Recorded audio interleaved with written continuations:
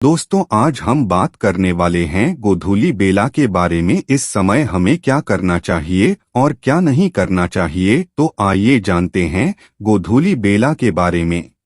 आज के समय में जिसे संध्या समय कहा जाता है, पहले के समय में उसे गोधूली बेला कहा जाता था। गो प्लस धूल यानी गायों के पैर से उठने वाली धूल। इस समय सभी गाय और अन्य पशु चरने के बाद अपने घर को वापस हो रहे होते हैं। संध्या के कुछ समय पूर्व को गोधूली बेला कहा जाता है। इस समय सूर्य डूबने वाला होता है और धरती से सूर्य की किरणें धीरे धीरे पीछे हट रही होती हैं। पूरे आकाश पर पीली हल्की चमकदार सूर्य की किरणें होती हैं। इस समय पक्षी भी अपने घोंसलों को लौट रहे होते हैं। सभी ग्वालेजन और अन्य लोग भी पूरे दिन का कार्य करके घर को लौटते हैं, तो यह समय बहुत ही आनंद और उत्साह का होता है, क्योंकि इस समय सभी लोग अपने परिजनों से मिलकर हर्ष से भर उठते हैं। इसलिए इसे मंगल बेला भी माना जाता है। गोधूली बेला यानी सूर्यास्त से कुछ देर पहले का समय। इस समय दोनों बेला का मिलन होता है। प्रकृति में एक अलग उल्लास होता है। प्राचीन समय में ऋषि मुनि इस समय पूजन वंदन किया करते थे। यह समय ईश्वर के वंदन का होता है। इसके अलावा पहले के समय में संध्या काल में गाय अपने घर को लौट रही होती थी। गाय के आगमन को लक्ष्मी आगमन भी माना जाता है। गाय में देवी देवताओं का वास माना जाता है, इसलिए भी यह समय ईश्वर के ध्यान और प्रार्थना का माना गया है। महत्वपूर्ण मांगलिक कार्य जैसे विवाह आदि के लिए निकाले गए वांछित मुहूर्त में जब शुद्ध लग्न नहीं निकलता है, तो इस स्थिति में गोधूली काल को मान्यता दी जाती है। लग्न के दोषों को दूर करने के लिए यह समय बहुत उत्तम माना जाता है। इस समय में जामित्रादि दोषों का नाश हो जाता है। जामित्रादि दोष के कारण जातक को दाम्पत्य जीवन के सुख से वंचित रहना पड़ सकता है। इसलिए विशेष परिस्थितियों में विवाह आदि की रस्मों रिवाजों को करने के लिए भी यह समय बहुत अच्छा माना जाता है। शास्त्रों में ऐसा बताया गया है कि शाम के वक्त यानी गोधूली बेला में तुलसी को स्पर्श नहीं करना चाहिए और न ही उसमें जल चढ़ाना चाहिए। सभी उगते सूर्य को अर्घ्य देते हैं, लेकिन छठ पूजा के दौरान अस्ताचल सूर्य को भी अर्घ्य दिया जाता है। अस्ताचल सूर्य को अर्घ्य देने से भी धन, बल, बुद्धि, विद्या और दिव्यता प्राप्त होती है। गोधूली वेला में तुलसी, पीपल और बरगद के पेड़ के नीचे दीपक जलाने से त्रिदेवों सहित माता लक्ष्मी की कृपा मिलती है और धन समृद्धि के योग बनते हैं। कर्ज से मुक्ति मिलती है।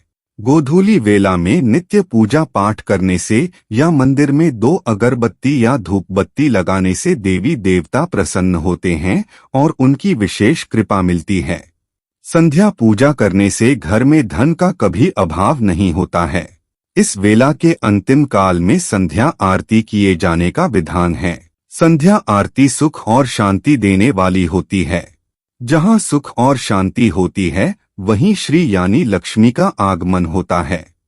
संध्या आरती से सभी तरह के रोग और शोक मिट जाते हैं और पाप का नाश होता है। इस समय की गई प्रार्थना का असर बहुत जल्द होता है। इस समय मंदिर या एकांत में शौच, आचमन, प्राणायाम आदि कर अपने इष्ट से प्रार्थना करें और अपनी मनोकामना पूर्ण करने की इच्छा व्यक्त करें। संधिकाल के इस वक्त में यदि व्यक्ति मौन रहता है, तो ऐसा करने वाले सभी तरह के संकटों से वह स्वतः ही बच जाता है और सुख एवं समृद्धि पाता है। इस काल में अपने इष्ट का मन ही मन जप करना चाहिए। यह बहुत ही असरकारक होता है, जो आपकी इच्छाएं तुरंत ही पूर्ण करता है। धर्मशास्त्रों में बताई गई बातें व्यक्ति के जीवन को बहुत प्रभावित करती हैं।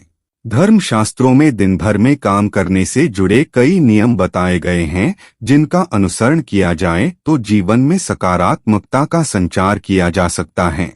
ऐसे ही कुछ नियम गोधूली बेला से जुड़े भी बताए गए हैं।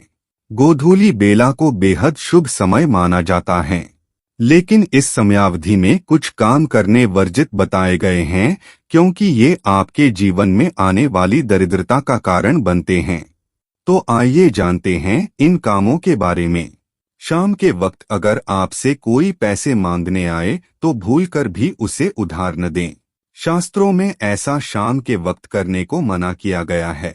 माना जाता है कि गोधूली बेला में किसी को पैसे उधार देने से मां लक्ष्मी नाराज हो जाती हैं और घर से रुष्ट होकर चली जाती हैं। ऐसे घरों में फिर अलक्ष्मी यानी दरिद्रता पैर पसारने लगती है। भूलकर भी किसी व्यक्ति को शाम के वक्त उधार न दें। शाम के वक्त यानी जब सूर्यास्त का वक्त हो तो यदि कोई आपसे दही या फिर दूध मांगने आए तो उसे नहीं देना चाहिए।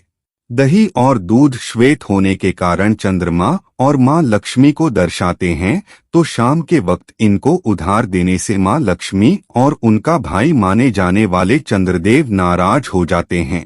मां लक्ष्मी के नाराज होने से आपको धन कमी का सामना करना पड़ता है, तो वहीं चंद्रदेव के नाराज होने से व्यक्ति को सर्दी जुकाम आदि समस्याएं होने लगती हैं।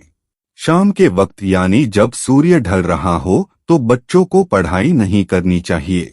शास्त्रों में इस वक्त पढ़ाई करने की मनाही की गई है। ऐसा करने से छात्रों की बुद्धि का क्षय होता है और मां लक्ष्मी के साथ मां सरस्वती भी दूर चली जाती हैं। शाम के वक्त बच्चों को श्लोक और मंत्रों के बारे में बताना चाहिए। ऐसा करने से उनके मन में आध्यात्म का भाव जागृत होता है और अच्छे संस्कार आते हैं। शाम के वक्त पति और पत्नी को भी ब्रह्मचर्य के नियमों का पालन करना चाहिए और भूल से भी इस वक्त संबंध नहीं बनाने चाहिए। इस वक्त संबंध बनाने में मां लक्ष्मी नाराज हो जाती हैं और आपके घर का माहौल खराब हो जाता है। गोधूली बेला का समय ध्यान और साधना का वक्त होता है और ऐसे में यह काम करना बहुत ही गलत माना जाता है। माना जाता है इस वक्त के संबंध से पैदा हुई संतान भी सुलक्षण वाली नहीं होती है। शास्त्रों में ऐसा बताया गया है कि शाम के वक्त यानी गोधूली बेला में तुलसी को स्पर्श नहीं करना चाहिए और न ही उसमें जल चढ़ाना चाहिए। गोधूली बेला में कुछ काम शास्त्रों के अनुसार वर्जित बताए गए हैं। मान्यता अनुसार कहते हैं कि रात में बाल नहीं कटवाना चाहिए और शेविंग भी नहीं करवानी चाहिए। इससे जहां नकारात्मक असर होता है वही कर्ज भी बढ़ता है। सूर्यास्त के बाद पेड़ पौधों को छूना, उनके पत्ते तोड़ना या उन्हें पानी देना सही नहीं माना जाता। मान्यता अनुसार वे सूर्यास्त के बाद सो जाते हैं। सूर्यास्त के बाद भूलकर भी तुलसी के पौधे को स्पर्श नहीं करना चाहिए और न ही जल चढ़ाना चाहिए। कई लोग दो समय स्नान करते हैं, सूर्योदय के बाद और सूर्यास्त के बाद। यदि सूर्यास्त के बाद स्नान कर रहे हैं तो माथे पर चंदन न लगाएं। रात्रि को स्नान करने से शीत का प्रकोप बढ़ जाता है। सूर्यास्त के बाद कपड़े धोना सुखाना सही नहीं माना जाता है। इससे आसमान से नकारात्मक ऊर्जा प्रवेश कर जाती है। यह भी कहा जाता है कि इससे व्यक्ति रोगी हो जाता है। इससे कपड़ों पर बैक्टीरिया की संख्या भी बढ़ने की मान्यता है। सूर्यास्त के बाद भोजन या पानी को खुला नहीं छोड़ना चाहिए, उन्हें ढक कर ही रखना चाहिए। मान्यता अनुसार खुला छोड़ने से उसमें नकारात्मक गुण बढ़ जाते हैं। गरुड़ पुराण के अनुसार सूर्यास्त के बाद अंतिम संस्कार नहीं किया जाता। अगर ऐसा करते हैं तो मरने वाले को परलोक में कष्ट भोगने पड़ते हैं। अगले जन्म में उसके अंगों में खराबी आ सकती है।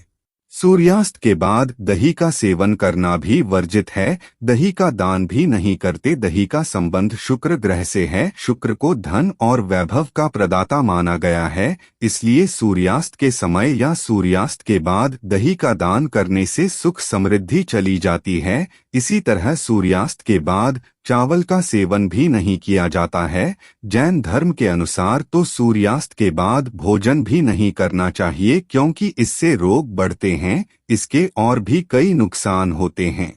यह भी माना जाता है कि सूर्यास्त के बाद घर में झाड़ू पोछा या साफ सफाई नहीं करनी चाहिए। सूर्यास्त के बाद झाड़ू लगाने से धन हानि होने लगती है। सूर्यास्त के ठीक बाद या सूर्यास्त के समय सोना वर्जित माना गया है। साथ ही इस समय भोग और स्त्री संग सोना भी वर्जित है। इससे आपके स्वास्थ्य पर प्रतिकूल असर पड़ता है। इससे धन और सेहत की हानि होती है। शास्त्रों में सूर्यास्त का समय पूजन वंदन के लिए निश्चित किया गया है। तो चलिए दोस्तों, यह थी कुछ गोधूली के बारे में बातें जो कि जानना बहुत जरूरी था। इनका अनुसरण करने से आपको बहुत लाभ होगा। दोस्तों, आप सभी ने मुझे बड़े प्रेम से सुना, उसके लिए आप सभी का धन्यवाद। दोस्तों, चैनल को सब्सक्राइब कर लें और बेल आइकन दबाना बिल्कुल ना भूलें। मिलते हैं अगली किसी वीडियो में, तब तक के लिए हर हर महादेव, जय श्री श्याम।